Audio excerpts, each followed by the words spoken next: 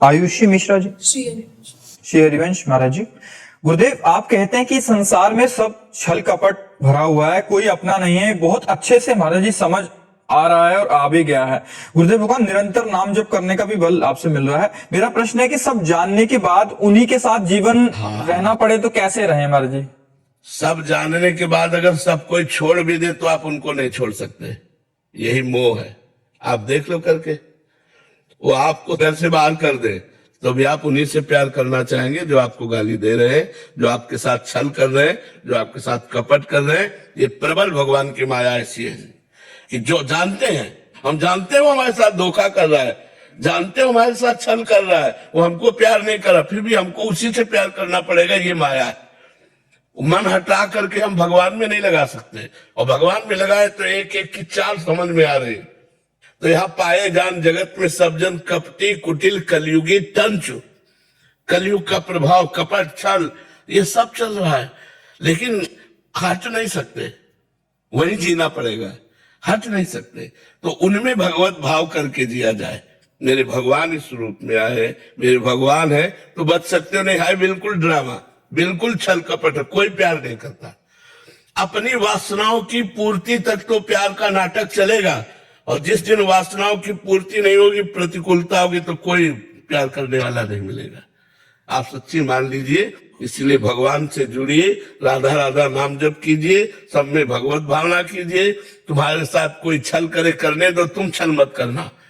तुम्हारे साथ कोई कपट करे, करने दो, तुम कपट मत करना, तो तुम भगवान के लाडले हो जाओगे।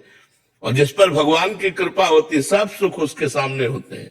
इसलिए भगवान का चिंतन करो, भगवान का आश्रय लो, भगवान से प्यार करो। कभी कभी लगता है कि सहन नहीं हो रही है चीजें, कभी कभी लगता है कि अब सहन नहीं हो रहा। ऐसा इसलिए लगता है आपने भगवान को अपना नहीं माना। नहीं, भगवान को अपना मानने पर हर कुछ सहन करने की सामर्थ्य होती है, सब कुछ सहन करने की। पूरा जीवन हो गया, एक दोस्त नहीं बनाया, हमारा एक भी दोस्त नहीं पूरी सृष्टि में, तो दुश्मन का तो सवाल नहीं उठता। अकेला पूरा जीवन रहा हूं, आज भी अकेला ही हूं। केवल मेरा मित्र गोविंद है, ठाकुर है, वही मेरा दोस्त है, और उसी दोस्त के बल से मैं गरजता रहता हूं, प्रियाजू के बल से मैं गरजता रहता हूं। तो अगर आपको भगवान का संबंध है तो फिर आपको ये नहीं बात आएगी कि कहां तक सहन करूं। जो ही प्यारो करे सोई मुझे भारे। मेरे प्यारे को जो अच्छा लगा वैसी मुझे स्थिति दी, और उसी के बल से मैं दहाड़ रहा हूं। मुझे कोई शिकायत नहीं, ना भगवान से ना जगत से, कोई शिकायत नहीं। पर ये जरूर कहता हूं कि यहाँ प्यार मत ढूंढना, यहाँ प्यार नहीं मिलेगा, यहाँ शोषण मिलेगा, पोषण नहीं मिलेगा। पोषण भगवान से मिलता है। अगर प्यार भगवान से करे तो दुनिया प्यार करेगी, और भगवान से प्यार नहीं करे तो हर जगह धोखा मिलेगा। आज वासनाओं का खेल है, प्यार नहीं है। प्यार है तो प्यार का मतलब पहले समझे क्या कहते हैं।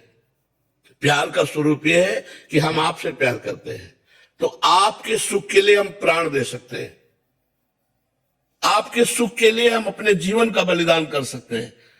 प्यार में तो ये होता है कि जिसमें अपना प्यारा खुशी रहे, राजी रहे, सुखी रहे।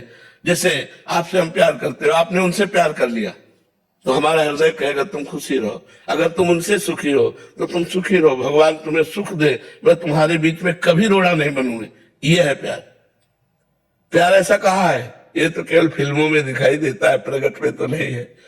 प्रगट में तो प्यार भगवान से करो तो आनंदित हो जाओगे, पर भगवान है नहीं प्रगट में, वो अव्यक्त परमात्मा है।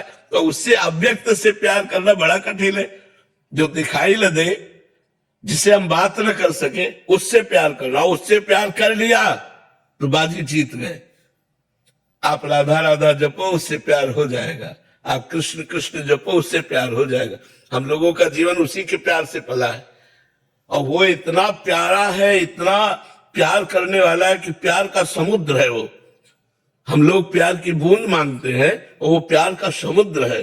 बस उससे प्यार कोई करके तो देखे, पर करना कठिन है, क्योंकि संसार से अपने प्यार को समेट कर प्रभु के चरणों में लगाना यही कठिन। सबकी ममता ताग बटोरी, मम पद मन बांध बटोरी, ये सबसे कठिन काम है। और ये हो जाए तो साथ खेलता है परमात्मा, साथ खेलता है। अब हम लोग कदम कदम पर उसका प्यार, उसका दुलार, उसका संकेत, उसके इशारे सब जानते हैं। इस समय मेरे प्रभु का ये इशारा है, तुरंत वैसे ही हो गए जैसे प्रभु का इशारा है। मेरे प्रभु हर समय विराजमान है, मेरे सामने विराजमान है, हर समय बात है, हर समय खान पान, हर समय खेल कूद उन्हीं से होता है। अब ये बातें केवल बातों से नहीं होगा, जब हम साधना करेंगे